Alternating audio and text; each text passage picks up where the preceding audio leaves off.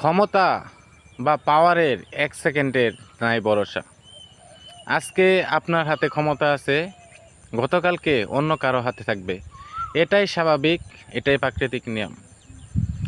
গতকালকে বিসিবির প্রেসিডেন্ট হয়ে পূর্বাচল স্টেডিয়াম পরিদর্শন করতে গিয়েছিলেন বুলবুল আহমেদ, কিন্তু স্টেডিয়াম পরিদর্শন শেষে বিসিবির অফিসে এসে কিন্তু সে জানতে পারে তার পদটা আর নাই। তার জায়গায় তার স্থলাভিষিক্ত হয়েছেন তামিম ইকবাল, ড্রেসিং ওপেনার। আর 24 ঘন্টার ব্যবধানে বিসিবির কিন্তু ম্যানেজমেন্ট উলটপালট হয়ে গেল।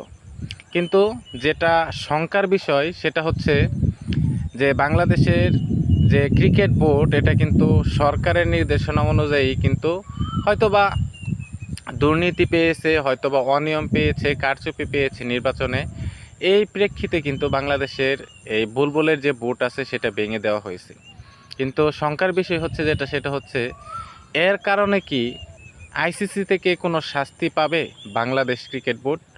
কেননা আমরা এর আগেও দেখেছি সরকারি হস্তক্ষেপের কারণে কিন্তু শ্রীলঙ্কা ক্রিকেট বোর্ডকে সাময়িক স্থগিত করেছিল আইসিসি। আর সেরকম কোনো কি শাস্তি পাবে বাংলাদেশ ক্রিকেট বোর্ড?